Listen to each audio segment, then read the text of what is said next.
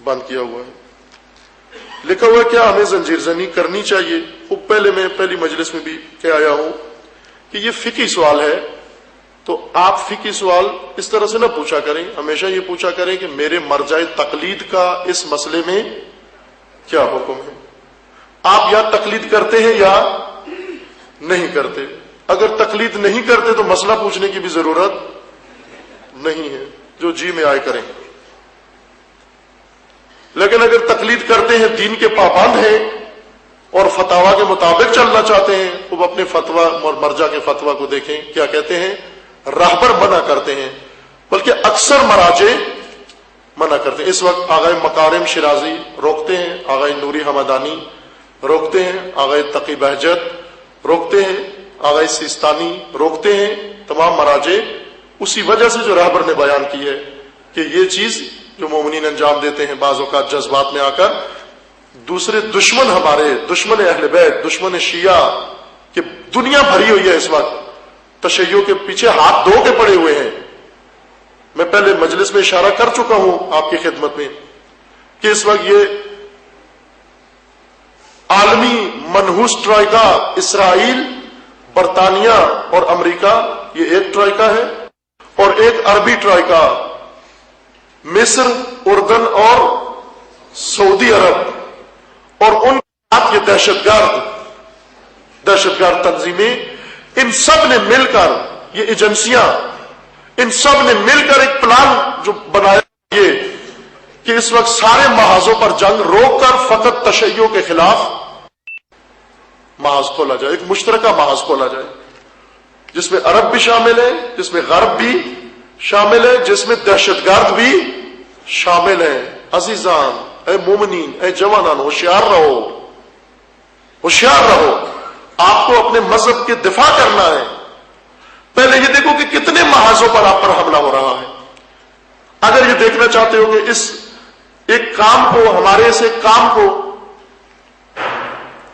چونکہ عموماً اس کی توجیہ میں یہ کہا جاتا ہے کہ چونکہ ائمہ نے تو نہیں کیا، نہ حکم دیا ہے اس کام کا، صرف کہتے ہیں جی ہم جذبات میں، عشق میں یہ کام کرتے ہیں کہ پہلے میں عشق اور جذبات کا فیصلہ، یہ فرق بیان کیا کہ نہیں ہے، عشق اور ہے، جذبات اور ہے، اپنے جذبات قابو میں رکھیں. باہر کہ آپ اخلاص کے ساتھ کرتے ہیں. جو لوگ زنجیر مارتے ہیں، یوں نہیں کہ نہ دین کو نقصان پہنچانے کے لیے مارتے ہیں، نہ مذہب کو، نہ کسی اور چیز کے لیے مارتے، اخلاص کے ساتھ یہ کام کرتے ہیں. لیکن اس اخلاص کے ساتھ شعور بھی ہونا چاہیے کہ میرے کسی عمل سے، میں ابھی ممبر پر بیٹھ کر جو منہ میں آئے کہتا جاؤں اور میری ہی باتیں میرے مذہب کو اگر نقصان دے رہی ہیں تو کیا حق نہیں بنتا مجھے روکنے کا، آپ کا اور دوسروں کا، کہ کہو کہ آپ ممبر رسول پر بیٹھے ہو اور مکتب رسول و مذہب رسول کو آپ کے عمل سے نقصان پہنچتا ہے. نہیں کرنا چاہیے مجھے یہ کام. سب ذمہ دار ہیں، صرف زنجیر کا مسئلہ نہیں ہے، سب مسئلے ایسے ہیں.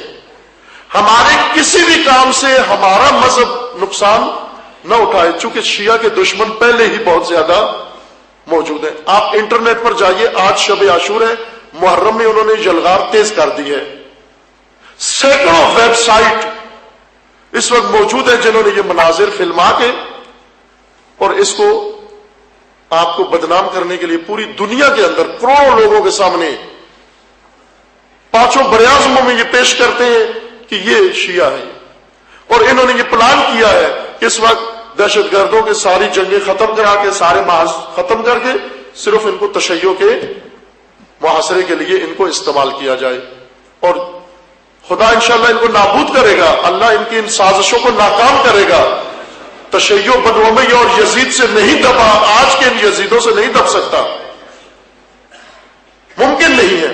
لیکن ہم ان کوفیوں کی طرح نہ کہیں خدا نہ خواستہ بن جائیں کہ ہمارے ہاتھوں سے بھی وہی کام ہو جو دشمن کر رہا ہے. اس لیے اپنے رہبروں پر، دلسوز رہبروں پر، ان کی بات پر توجہ کریں. ایران میں میں ایک واقعہ نقل کرتا ہوں، اس کو توجہ سے سنیں، پھر توجیہات نہ کریں. ایران میں برطانیہ نے ایک معاہدہ کیا تھا ایرانی حکومت کے ساتھ، بہت پہلے، آپ کیوں کہیں 100 سال پہلے، تقریباً شاید 100 سال سے کچھ کم عرصہ ہوگا. اور پوری اس معاہدے کے ذریعے، جس طرح یہاں ایسٹ انڈیا کمپنی آئی، ایک تجارتی معاہدہ انڈیا کے ساتھ کر کے سارے انڈیا پر قبضہ کر لیا، اسی طرح سے ایران نے، انہوں نے ایرانی حکومت کے ساتھ معاہدہ کیا تمباکو کا، کہ تمباکو کی کاشت یہ برطانیہ نے حق لے لیا وہاں، کہ ایران کے اندر جتنی تمباکو کی کاشت ہوگی وہ برطانیہ کمپنیاں کریں گی۔ حکومت نے، شاہ نے بڑی خوشی سے یہ معاہدہ کیا اور بڑے ڈنڈورے پیٹے کہ ابھی ایران کے اقتصادی حالات بہتر ہو جائیں گے۔ سید جمال الدین افغانی، نام سنا ہوا ہے ان کا، ایک امت مسلمہ کا بیدار مغز، انہوں نے انڈیا کے حالات معلوم تھے ان کو کہ ہندوستان پر قبضہ کیسے کیا، اسی دوران انہوں نے جا کر ایران کے ساتھ بھی معاہدہ کیا۔ اس بزرگوار نے جا کر نجف میں گئے، سامرا میں موجود ایک مرجع وقت آیت اللہ شیرازی کبیر، ان کو جا کر بتایا کہ اے مرجع تقلید، تیرا ملک تیرے ہاتھ سے جا رہا ہے،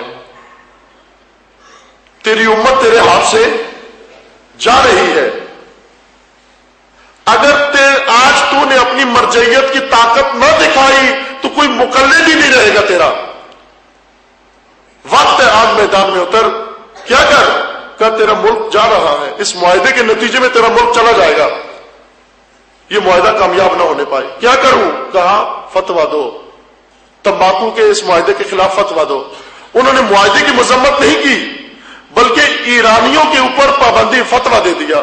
تمباکو کی حرمت میں کوئی آیت اور روایت نہیں آئی، نہ قرآن میں آیا تمباکو حرام ہے، نہ حدیث میں آیا تمباکو حرام ہے، چونکہ یہ بعد میں پیدا ہوا ہے، اس زمانے میں نہیں تھا۔ لیکن اس مرجع تقلید نے دیکھا کہ اس کے ذریعے سے ایک دشمن میرے ملک میں گھس رہا ہے، میری امت میں آ رہا ہے، لہذا تمباکو پینا، تمباکو کاشت کرنا، تمباکو کی تجارت، تمباکو کو مثلا اٹھانا، منتقل کرنا، گاڑی میں ڈالنا، یہ سب حرام قرار دیا کہ آج سے میرے حکم کے مطابق تمباکو حرام۔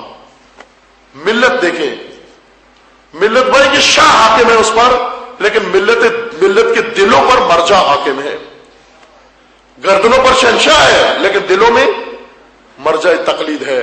ساری امت نے اسی دن تمباکو جو تھا جلا دیا، تمباکو حقے سارے توڑ دیے۔ آج جملہ شاہ بھی حقہ پیتا تھا، شاہ نے کہا حقہ لاؤ، خادم نے، نوکر نے کہا کہ حقہ نہیں ہے، کہا کیا ہوا؟ کہا توڑ دیا ہے۔ کیوں توڑی؟ شاہ کا حقہ توڑ دیا۔ کہا شاہ کا حقہ توڑ دیا ہے۔ کیوں توڑ دیا ہے؟ کہا اس لیے کہ تمباکو پینا حرام ہے۔ کہا کس نے کہا تمباکو پینا حرام ہے؟ کہا مرجع تقلید نے کہا ہے تمباکو پینا حرام ہے۔ اس نے کہا مرجع کون ہوتا ہے؟ تم کون ہوتے ہو؟ تم میرے نوکر ہو، میں کہہ رہا ہوں حقہ بھی لو، تمباکو بھی لو۔ خادم نے، نوکر نے کہا حکومت کرنی ہے یا نہیں کرنی؟ حکومت کرنی ہے یا نہیں کرنی؟ جب تک مرجع تقلید نے کہہ دیا تمباکو حرام ہے، حرام ہے، ہم ملک کے حکمران کو بھی تمباکو نہیں پینے دیں گے۔ ملت کی طاقت نے ملک بچا لیا، مرجعیت کی طاقت نے ملک بچا لیا۔ عزیزان، اس وقت مرجعیت کے خلاف بھی جلغار موجود ہے، لوگوں کو تقلید سے دور کرنے کے لیے، مرجعیت سے دور کرنے کے لیے مختلف ہیلے بہانے، اس لیے کہ تشیع کا دفاع مرجعیت کے ہاتھ میں ہے، مرجع بچاتا ہے۔ اگر آج مرجع تقلید نے اور رہبر نے کہا ہے، نشاندہی کی ہے، اس کو سمجھیں کس کے لیے کہا ہے۔ اس کے لیے کہا ہے تاکہ یہ ملت تشیع بھی بچ جائے، مکتب تشیع بھی بچ جائے، دشمن اس سے سوء استفادہ نہ کرے۔ جو کچھ ہو رہا ہے اس کو وضاحت کے لیے ابھی میرے پاس ٹائم نہیں، آپ نیٹ پر بیٹھیں، آپ کو بہت کچھ معلوم ہو جائے گا کس طرح غلیظ پروپیگنڈا، بہت توہین آمیز اور وحشتناک پروپیگنڈا تشیع کے خلاف ہو رہا ہے۔ انہوں نے درخواست دی ہوئی ہے UN کو کہ شیعہ کو وحشی قرار دیا جائے،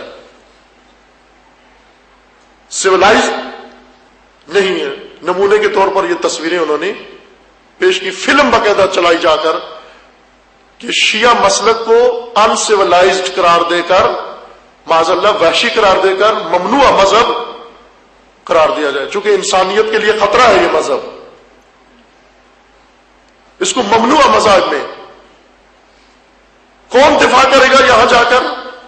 ہم تو یہاں اپنی گلی میں جذبات دکھا دیتے ہیں، لیکن عالمی سطح پر تشیع کا محافظ کون ہے؟ وہ یہی رہبر ہے۔